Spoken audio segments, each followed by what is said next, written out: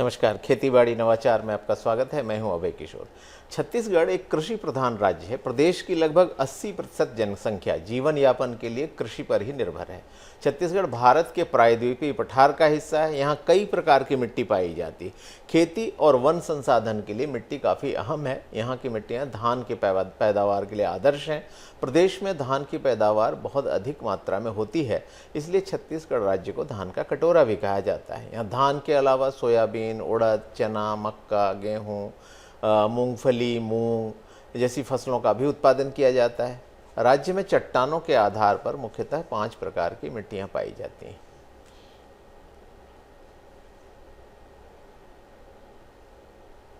तो इस मसले पर चर्चा करने के लिए आज मेरे साथ मृदा वैज्ञानिक उत्तम कुमार हैं। डॉक्टर उत्तम कुमार जी, आपका बहुत बहुत स्वागत है एशियन न्यूज़ के इस खास प्रोग्राम में।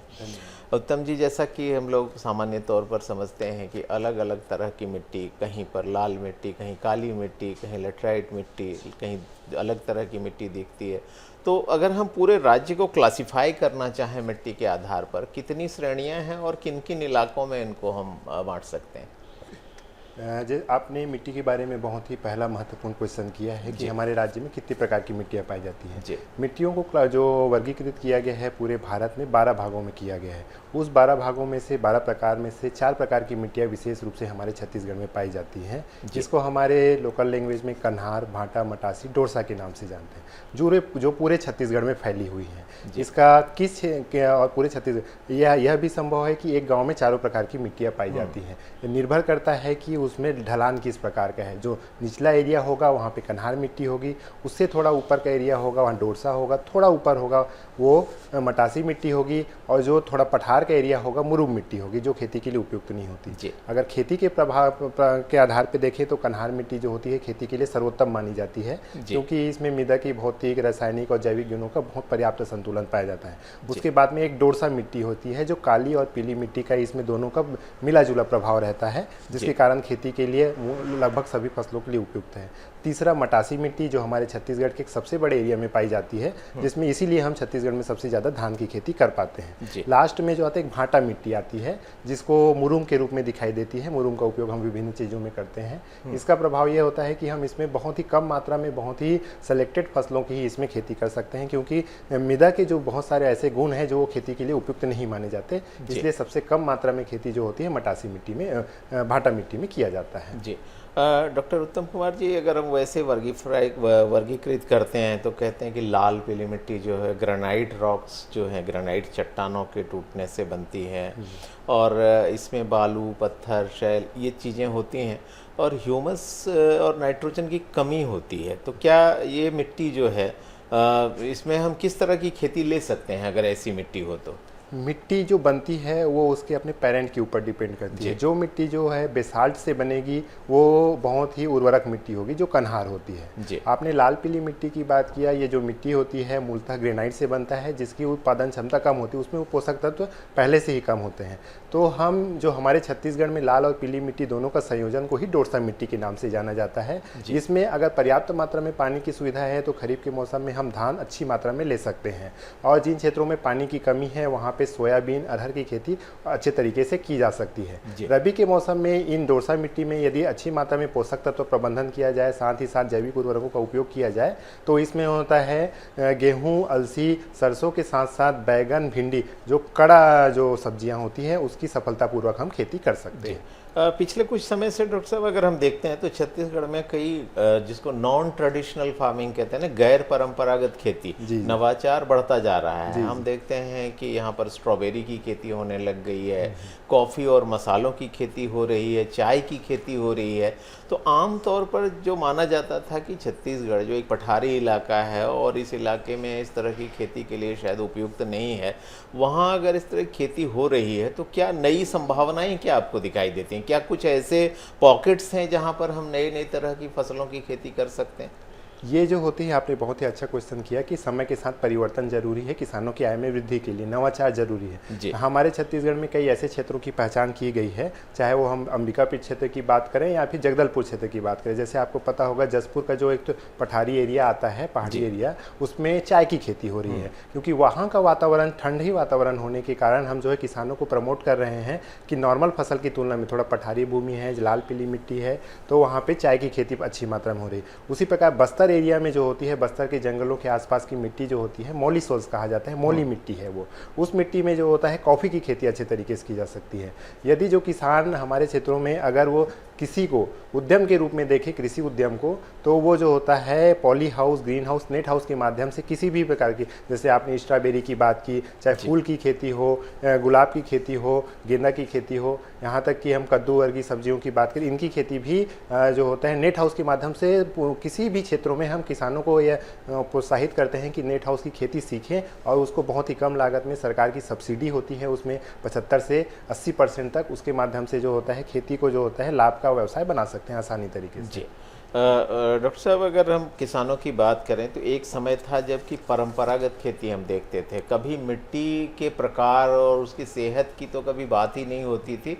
पुश्त दर पुश्त खेत होते थे, खेत में पारंपरिक तरीके से ह्यूमस यानी कि गोबर की खाद और बाकी जो भी कचरा जो अगर हमने अपनी बारी में तैयार किया है उसको खाद के रूप में, तो उसको डालते थे और खेती करते जाते थे। और क्रमशः हम देखते हैं कि इससे उपज में भी कमी आती थी। अब उपज बढ़ाने के लिए बड़े पैमाने पर रासायनिक उर्वरकों का भी इस्तेमाल करने लगे हैं, पेस्टिसाइड्स का भी इस्तेमाल करने लगे हैं। लेकिन क्या ये लॉन्ग टर्म में इस तरह के उर्वरकों का या पेस्टिसाइड्स का हम इस्तेमाल करते जाते हैं तो मिट्टी पर इसका प्रतिकूल प्रभाव पड़ेगा? वर्तमान समय के लिए बहुत ही उपयुक्त क्वेश्चन है। किसानों की एक मानसिकता होती है कि हम ऐसे किस्मों को लें जो ज़्यादा से ज़्यादा उत्पादन दे। उसके साथ साथ एक मानसिकता है कि अगर हम ज़्यादा मात्रा में खाद डालेंगे, ज़्यादा मात्रा में फर्टिलाइज़र डालेंगे तो हमको ज़्यादा उत्पादन मिलेगा। हम किसान भाइयों को ये सलाह देना चाहते हैं कि हर एक फसल के लिए उपयुक्त मात्रा में पोषक तत्व, रासायनिक उर्वरक, नत्रजन, यूरिया और पोटास की मात्रा फिक्स की गई है। मिट्टी की उत्पादकता को लंबे समय तक बनाए रखने के लिए हमको ज़रूरी है कि इन पोषक तत्वों का सही समय पर सही मात्रा में उपयोग करें, क्योंकि रासायनिक उर्वरक जो धीरे धीरे मिट्टी की उत्पादन क्षमता को कम करते जा रहे हैं। ऐसा समझ सकते हैं नत्रजन डालने से, यूरिया डालने से मिट्टी में जो सूक्ष्म जीव हैं वो सूक्ष्म जीव मर जाते हैं, वो जहर के समान काम करता है। और यही सूक्ष्म जीव मिट्टी के जैविक जो कार्बन है, अन्य पोषक तत्वों को कम करते हैं, जिससे धीरे धीरे मिट्टी कड़ा होता जाता है, मिट्टी की जल धारण क्षमता, वायु धारण क्षमता कम होता है। आने वाले जनरेशन के लिए 10 से 15-20 सालों में ये इतना उत्पादन क्षमता कम हो जाएगा कि कितना भी मात्रा में हम यूरिया, DAP, पोटास का उपयोग करने से भी मिट्टी में जो पोषक तत्व जो मिट्टी में रिस्पॉन्स नहीं करेगा, फसल का उत्पादन नहीं आएगा, जो पंजाब के राज्यों में दिखाई देता है। इसका सर्वोत्तम विकल्प यही है कि खेती को हम टिकाऊ बनाएं, जिसको सस्टेनेबल एग्रीकल्चर कहते हैं। इसका एकमात्र रास्ता ये है, हर एक फसल के लिए निश्चित मात्रा में पोषक तत्व निर्धारित की गई है। किसान भाई पोषक तत्वों को सही समय पे सही मात्रा में डालें। इसके साथ साथ समन्वित पोषक तत्व प्रबंधन ही एकमात्र टिकाऊ खेती का माध्यम है, जिसमें रासायनिक पोषक तत्वों के साथ साथ जैविक स्रोत, गोबर खाद, वर्मी खाद, हरी खाद और फसल अवशेषों को खेतों में मिलाना। किसान भाई फसल अवशेषों को जला देते हैं, जिससे उसमें आप समझ सकते हैं कि केचुआ होता है, केचुआ मर जाते हैं। उसी प्रकार कई प्रकार के लाभदायक बैक्टीरिया, फफूंद, ये सब चीज़ें वो मर जाती हैं। इसके लिए हमको ज़रूरी है कि फसल अवशेष को खेतों में मिलाएं। फसल अवशेष को सड़ाने के लिए वेस्ट डिकम्पोजर, ट्राइकोडर्मा, ये सब चीज़ होती हैं, ये सब करें। मतलब किसान भाई रासायनिक उर्वरक के साथ साथ हर एक 2 साल के अंतराल में उसमें पर्याप्त मात्रा में जैविक स्रोत, जिनके पास गोबर खाद है वो गोबर खाद डाले, जिसके पास वर्मी खाद है वर्मी खाद डाले, जिनके पास पर्याप्त पानी की सुविधा है वो हरी खाद डाले। फसल अवशेष को लगातार खेतों में मिलाते रहें। ऐसे तकनीकों का उपयोग करके और फसल अवशेष को सड़ाने के लिए वेस्ट डिकम्पोजर, ट्राइकोडर्मा का उपयोग करें। ऐसा करने से लंबे समय तक अपने खेत की मिट्टी को उपजाऊ बना रह सकते हैं। मिट्टी भुरभुरा होगा, जल धारण क्षमता अच्छी होगी, वायु धारण क्षमता अच्छी होगी, और उत्पादन जो होता है एक स्थिर होगा। यदि देखें कि प्रति हेक्टेयर यदि 55 क्विंटल धान का उत्पादन आ जा रहा है, तो उतनी ही मात्रा में 15 साल 20 साल बाद भी उतनी ही मात्रा में यूरिया, DAP, पोटास के साथ साथ जैविक स्रोत का उपयोग करने के बाद भी 55 क्विंटल धान का उत्पादन आता रहे, मिट्टी की उत्पादन क्षमता बनी रहे, उच्च गुणवत्ता के फसल हमको मिलते रहे, और आने वाली पीढ़ी को हम जो होता है उस मिट्टी को उसी रूप में सौंप सके, जिससे हमारी आने वाली पीढ़ी, हमारी संतान उस मिट्टी में खेती कर सके। यही एक टिकाऊ खेती, समन्वित पोषक तत्व प्रबंधन ही एकमात्र रास्ता है। जी बिल्कुल, ये बहुत महत्वपूर्ण बात आपने कही कि जो खेत, जो मिट्टी हमें विरासत में मिली, मिट्टी कोई रातों रात फैक्ट्री में तैयार करने वाली चीज़ नहीं है। बरसों बरस के प्रयास जो प्राकृतिक कारणों से जब उसमें क्षरण होता है, उसमें ह्यूमस मिलता है या उसमें जैविक खाद मिलती है, तो तमाम चीज़ें मिल मिल कर वो उस धरती की ऊपरी सतह मिट्टी या उपजाऊ होती है और उसको हमें अगली पीढ़ी को भी इसी रूप में सौंपना बहुत आवश्यक है। ये एक बहुत महत्वपूर्ण बात। डॉक्टर साहब, अगर हम अलग अलग फसलों की बात करें तो किसान भाइयों को आप किस तरह की सलाह देना चाहेंगे? क्योंकि मैं देखता हूं कि अनाज या सीरियल्स पर सबसे ज़्यादा जोर छत्तीसगढ़ में है, लेकिन केवल सीरियल्स या केवल अनाज का हम उत्पादन करते रहे हैं, इसको लेकर सरकारें भी प्रयासशील हैं कि हम जो है सो फसल चक्र परिवर्तन करें, और ज़रूरत भी है इस बात की, क्योंकि बहुत सारी कैश क्रॉप है। आपने खुद फ्लोरिकल्चर की चर्चा की, फूलों की खेती की चर्चा की, फलों की खेती हो सकती है, फूलों की खेती हो सकती है, सब्जियों की खेती हो सकती है। तो ये अलग अलग तरह की खेती के लिए किसानों को आपको किस तरह की सलाह है कि मिट्टी को कैसे वो तैयार रखें? खेती के लिए हर एक फसल के लिए खेत की तैयारी अलग होती है। जैसे कि धान की खेती कई तरीके से होती है, सीधी बुआई तरीके से होती है, रोपाई विधि से होती है। तो उसके लिए हमको ज़रूरी ये है कि उसमें सबसे महत्वपूर्ण मिट्टी के स्वास्थ्य से संबंध में बात करेंगे तो खेत की तैयारी जो होती है, पहली तैयारी ये होती है कि हर एक खेत को जितनी अच्छी मात्रा में उसको अगर जुताई करें तो खेत अच्छे तरीके से तैयार हो सकता है, जिसमें हानिकारक जितने भी वीड हैं वो मर जाएँ। और खेत जितना भुरभुरा हो सके, हम रोटावेटर का उपयोग करते हैं इसके लिए, खेत जितना भुरभुरा होगा वो उतने के लिए अच्छा है। बुआई की शुरुआती अवस्था में किसी न किसी प्रकार के जो होते हैं जैविक पोषक तत्व, तो चाहे गोबर खाद हो, वर्मी खाद हो, इन चीज़ों को हमको मिलाना चाहिए। मार्केट में उपलब्ध इन चीज़ों को उपयोग, मैं किसान भाइयों को सलाह दूंगा कि हर एक किसान भाई जिनके पास जो सुविधा है तो अपना वर्मी खाद अपने खेतों में, अपने घरों में स्वयं तैयार करें। हर एक फसल के लिए गोबर खाद, वर्मी खाद बहुत ही अच्छा होता है तैयार करने के लिए। और उसके पश्चात हमको ज़रूरी ये है कि उसकी उच्चतम उत्पादकता प्राप्त करने के लिए रासायनिक पोषक तत्वों के उपयोग करने की 4 प्रिंसिपल हैं। सही समय पे, सही मात्रा में, सही विधि से और सही दर। सही समय पे, सही मात्रा में, सही विधि और सही दर से रासायनिक पोषक तत्वों को डालें। और हर एक 2 साल में वर्मी खाद, गोबर खाद फसल की बुआई की प्रारंभिक अवस्था में जुताई के समय 15 दिन पूर्व डालें। इससे क्या होगा कि आपको हर एक फसल, चाहे वो आप अन्न की फसलें लें, दलहन फसल लें, तिलहन फसल लें, सब्जी की फसल लें या फूल की फसल लें, इसको आपको उच्चतम उत्पादकता प्राप्त होगी। उसके साथ ही साथ क्वालिटी प्रोडक्शन भी होगा और मृदा का स्वास्थ्य भी बना रहेगा। ये चीज़ों को हमको ध्यान रखना बहुत ज़रूरी होता है। जी बिल्कुल। डॉक्टर साहब, एक बहुत महत्वपूर्ण बात आपने की, हम में से ज़्यादातर लोग जो हैं अपनी सेहत को लेकर धीरे धीरे जागरूक होने लगे हैं, और पहले जहां ये सोच थी कि हम बीमार होंगे फिर डॉक्टर के पास जाएंगे, वहां अब ये सोच बदल कर रेगुलर हेल्थ चेकअप की तरफ जा रही है। ऐसे ही मिट्टी की सेहत की जाँच कब और कैसे होनी चाहिए? मिट्टी की जांच के लिए आप जैसे हम हमारे स्वास्थ्य की बात करते हैं, पशुओं की स्वास्थ्य की बात करते हैं, वैसे ही कि मिट्टी के स्वास्थ्य की बात करते हैं। मैं आपको विस्तार में बताना चाहूँगा कि यदि मिट्टी पूर्ण रूप से स्वस्थ है, मिट्टी में चूंकि उसमें सूक्ष्मजीव पाए जाते हैं, फफूंद है, बैक्टीरिया है और आप जानते हैं केचुआ पाया जाता है, जिसके कारण मिट्टी को जीवित जीव बोला गया है। तो मिट्टी यदि पूर्ण रूप से स्वस्थ है तो कोई भी व्यक्ति बीमार नहीं होगा। आज की तारीख ऐसा है कि हर एक व्यक्ति किसी न किसी बीमारी से ग्रसित है, क्योंकि हमारी मिट्टी का स्वास्थ्य सही नहीं है। क्योंकि मिट्टी में ही पौधा बनता है, उस पौधे से जो बीज बनते हैं, चाहे अन्न हो, दलहन हो, तिलहन हो, उसको हम खाते हैं। तो मिट्टी का स्वास्थ्य से पौधे का स्वास्थ्य बनता है। यदि मिट्टी का स्वास्थ्य अच्छा होगा तो उसमें जो बीज आएंगे वो स्वस्थ होंगे, किसी प्रकार की हानिकारक चीज़ नहीं होगी। उस बीज को हम खाते हैं तो हमारा स्वास्थ्य अच्छा होगा। चारा को जानवर खाते हैं तो जानवर का स्वास्थ्य अच्छा होगा। तो मिट्टी का स्वास्थ्य, पौधे का स्वास्थ्य, हमारा स्वास्थ्य, जानवर का स्वास्थ्य, चारों को मिला लिया जाए तो ये वातावरण, इन्वायरमेंट का स्वास्थ्य, इकोसिस्टम हेल्थ, तो सभी एक दूसरे से जुड़े हुए हैं, जिसकी जड़ क्या है? मृदा का स्वास्थ्य। इसलिए हमको जरूरी है कि मृदा के स्वास्थ्य का प्रबंधन करना है, मृदा के स्वास्थ्य को समझना है।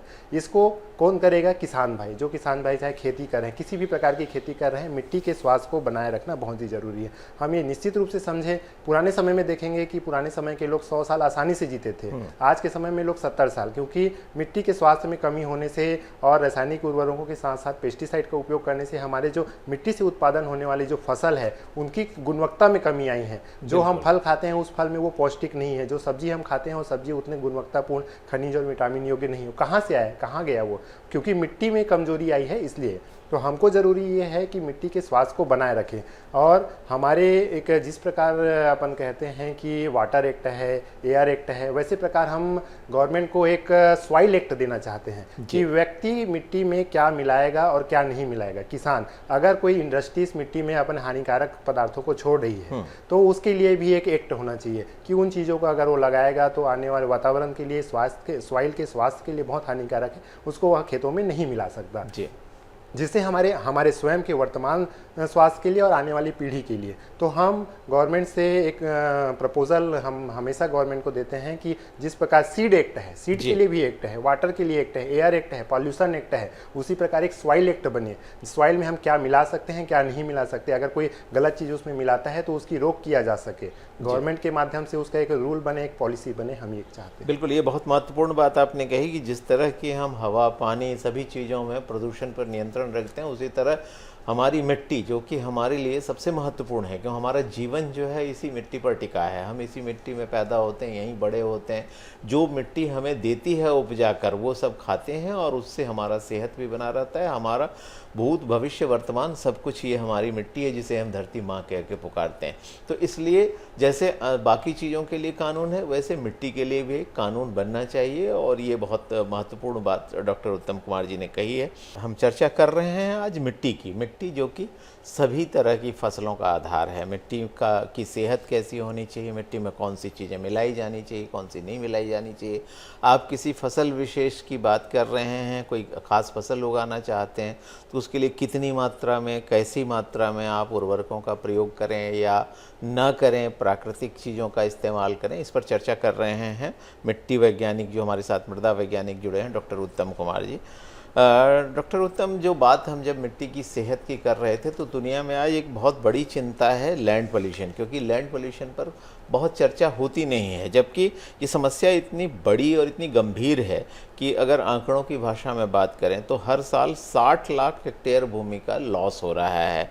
24 अरब टन टॉप सॉइल, जो कि ऊपरी परत है मिट्टी की, जो सबसे उपजाऊ है, उसकी क्षति हो रही है, और औसतन 1.5 करोड़ एकड़ कृषि भूमि जो है कुप्रबंध या ओवर यूज का शिकार हो रही है।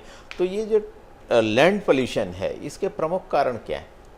देखिए, बहुत ही अच्छा क्वेश्चन आपने किया है कि ग्लोबली जब हम देखते हैं, स्थानीय लेवल पे देखते हैं, तो मृदा स्वास्थ्य के कमी आने की कुछ अलग कारण है, पर ग्लोबल अगर देखें तो इसके कुछ अलग परिणाम दिखाई देते हैं हमको। लैंड पॉल्यूशन वर्तमान समय में मृदा के स्वास्थ्य को घटाने के लिए बहुत बड़ा कारक है। इसका सबसे महत्वपूर्ण चीज़ है सॉइल इरोजन, मिट्टी का क्षरण होना।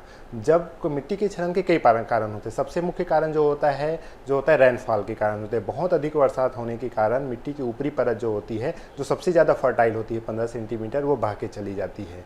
तो इसके कारण मिट्टी के, जो आपने बात किया कि 60 लाख टन मिट्टी, ऊपरी परत जो है फर्टाइल मिट्टी चली जा रही है बह के, तो वो सबसे बड़ा कारण है कि मिट्टी को पॉल्यूटेट कर रही है या मिट्टी की उत्पादन क्षमता को कमी कर रही है। दूसरा जो होता है एयर, ये सॉइल इरोजन के साथ साथ वाटर इरोजन के साथ साथ एयर इरोजन है, जो मिट्टी के लगभग 25% जो है टोटल पॉल्यूशन में से कारगर है, जो मिट्टी के लैंड पॉल्यूशन के लिए। थर्ड है केमिकल। बहुत सारी इंडस्ट्रीज़ ये हैं जो पूरा अपना वेस्ट मटेरियल जो अभी भी, जैसे हमने सॉइल एक्ट की वर्तमान में बात किया, वो सीधा के सीधा किसी न किसी नदी में या समुद्र के किनारे, और कुछ नहीं तो डायरेक्ट वो अपने जो होते हैं सॉइल में डाल रही हैं। इससे कारण ये हो रहा है हमारे मिट्टियों में केमिकल कंटामिनेशन हो रहा है, जैसे कि हैवी मेटल मिट्टी में आ रहे हैं। ये heavy metal cadmium, lead, arsenic होते हैं। धीरे धीरे ये पूरा पानी के माध्यम से, हवा के माध्यम से बहुत बड़े एरिया में फैल जाते हैं। तो कोई भी ऐसी चीज़ जो मिट्टी के स्वास्थ्य को डायरेक्टली प्रभावित करे, वो लैंड पॉल्यूशन, सॉइल पॉल्यूशन है। तो ये हैवी मेटल मिट्टी में फैल जाते हैं। धीरे धीरे ये क्या, हैवी मेटल को पौधे अवशोषित करते हैं। पौधे अवशोषित करते हैं, मैंने अभी जैसे बताया, उन पौधों की फसल को हम खाते हैं, तो ये हैवी मेटल हमारे शरीर में आते हैं, जिससे हमारे शरीर से कई प्रकार की लीवर से संबंधित बीमारी हो, कैंसर सबसे बड़ा चीज़ है, हैवी मेटल से कैंसर होता है, किडनी की प्रॉब्लम्स होती हैं।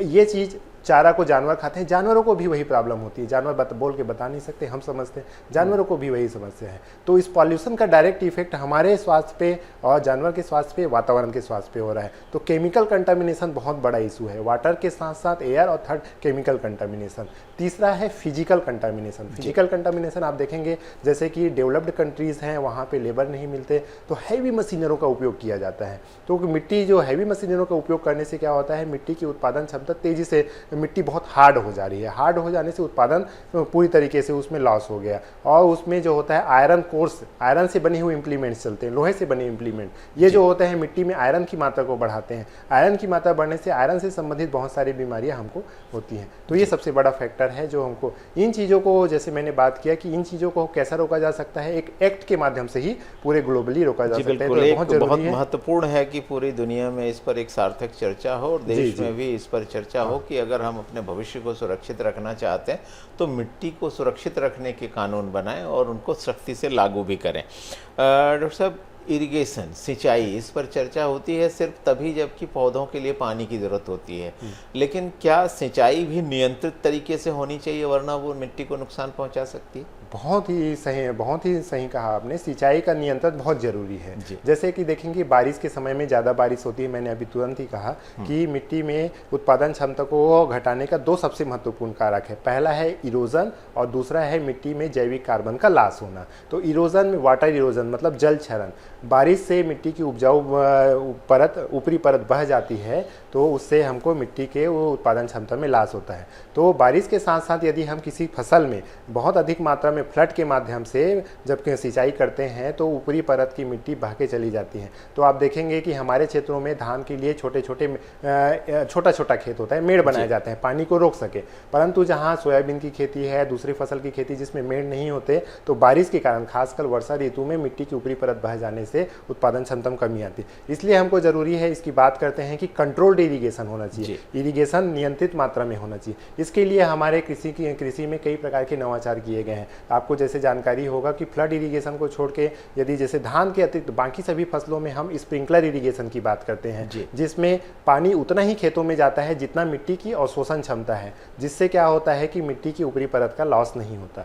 और इसके साथ साथ यदि सब्जी और फूलों की बात करें या फिर फल के बागान की बात करें तो हम इसमें ड्रिप के माध्यम से सिंचाई करें। इससे क्या होता है, टपक सिंचाई जिसको हम कहते हैं, इससे पौधों की जड़ों के पास जितनी पानी की आवश्यकता है उतना ही जाता है। इससे हम एक महत्वपूर्ण चीज़ होता है कि पानी के माध्यम से जो मृदा का क्षरण हो रहा है, मृदा की ऊपरी परत बह जा रही है, जिससे उसकी उत्पादकता में कमी आ रही है, उसको हम एक बहुत ही लेवल तक रोक सकते हैं।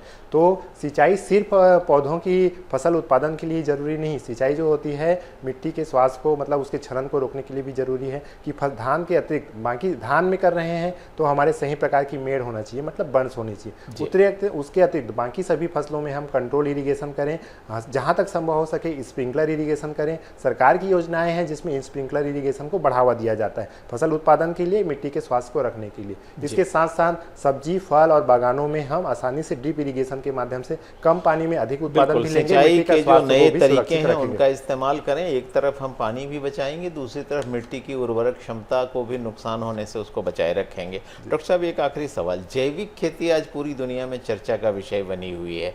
जैविक खेती मिट्टी के लिहाज से अगर देखें तो किस तरह से जैविक खेती होनी चाहिए और वो मिट्टी की सुरक्षा के लिए कितनी महत्वपूर्ण है? जैविक खेती देखिए, अभी जैविक खेती का पहले कॉन्सेप्ट नहीं था, वर्तमान समय में जैविक खेती का कॉन्सेप्ट आया। किसान में अभी देखा गया कि किसान भाई अधिक उत्पादन के लिए बहुत अधिक मात्रा में रासायनिक उर्वरकों का उपयोग करते हैं, जिससे तेजी से मिट्टी के स्वास्थ्य में कमी है। उसी को देखते हुए सरकार ने सॉइल हेल्थ कार्ड, मृदा स्वास्थ्य कार्ड योजना लाई। उसके साथ साथ जैविक खेती का कॉन्सेप्ट आया। कुछ क्षेत्रों में लिमिटेड मात्रा में जैविक खेती को बढ़ावा, जैसे हमारे देश में देखेंगे सिक्किम राज्य को जैविक राज्य हो गया है। छत्तीसगढ़ के परिप्रेक्ष्य में बात करेंगे तो दंतेवाड़ा जिला पूर्ण रूप से जैविक राज्य हो गया। जैविक खेती में हमारा कॉन्सेप्ट ये है, मिट्टी के स्वास्थ्य को करने के लिए किसी भी प्रकार के रासायनिक उर्वरक न डालें। जैविक उर्वरक जैसे कि गोबर खाद, वर्मी खाद, हरी खाद डालेंगे तो इसमें क्या होगा, धीरे धीरे उसमें जो होता है सूक्ष्म पोषक तत्व, सूक्ष्म जीवों की संख्या, चाहे फफूंद हो, बैक्टीरिया हो, एक्टिनोमाइसिटीज हो, इसके साथ साथ केचुआ। आज के समय में हमारे खेतों में केचुआ गायब हो क्योंकि रासायनिक उर्वरक उनको मार दे। आप जैविक खेती 3 साल तक लगातार करके देखिए, आपके खेतों में पुनः जो होता है केचुआ दिखाई देगा। फफूंद जैसा और बैक्टीरिया तो आपको नग्न आंखों से दिखाई नहीं देगा, परंतु ये निश्चित रूप से आपको बैक्टीरिया जो है केचुआ दिखाई देगा। धीरे धीरे ये मिट्टी को पलटने का काम करते हैं, मिट्टी के भौतिक गुणों को बढ़ाते हैं, मिट्टी भुरभुरी होती है। इसके साथ साथ मिट्टी की जल धारण क्षमता, वायु धारण क्षमता बढ़ती है। मिट्टी में आसानी से हमारे कल्टीवेटर हल चल जाते हैं और जड़ों का विकास अच्छी मात्रा में हो जाता है। जड़ें जितनी गहराई में जाते हैं उतनी ही मात्रा में मिट्टी से पोषक तत्व ले पाते हैं। और किसी भी प्रकार के पेस्टिसाइड का उपयोग न करने से अच्छी गुणवत्ता युक्त फसल का उत्पादन होता है। हाँ, यदि इसमें एक चीज़ है जैविक खेती में, इसको हम वृहद स्तर पर नहीं कर सकते, इसके कुछ चैलेंजेस भी हैं, परंतु अपने खाने योग्य चीज़ों के लिए एक लिमिटेड मात्रा में जहाँ पे रिसोर्सेज हैं वहाँ पे जैविक खेती निश्चित रूप से कर सकते हैं, जिससे मिट्टी के स्वास्थ्य को लंबे समय तक बनाए रखने के साथ साथ अच्छी गुणवत्ता युक्त फसल का अपन की सेहत को भी बचाएगी और दूसरी तरफ जो है मिट्टी को भी बचाएगी। और निश्चित तौर पर जो केंचुए की बात डॉक्टर साहब कह रहे थे, जिसको कि तुलसीदास ने भूमि नाग कह के पुकारा है, कहते हैं केंचुआ किसान का प्राकृतिक हल है और मिट्टी की खुद ही जुताई करके उसको इतना पोरस, भुरभुरा और उपयोगी बना देता है कि आपको हल चलाने में भी आसानी होती है और खेती में भी आसानी होती है। डॉक्टर उत्तम, आप हमारे साथ एशियन न्यूज़ के इस कार्यक्रम में आए और मिट्टी के बारे में बड़ी महत्वपूर्ण बातें बताई, इसके लिए आपका बहुत बहुत धन्यवाद। तो खेतीबाड़ी नवाचार में आज हम चर्चा कर रहे थे मिट्टी और उसकी सेहत की और उसकी देखभाल की। कल हम फिर एक नए विषय के साथ हाजिर होंगे, तब तक के लिए मुझे इजाज़त दीजिए। नमस्कार।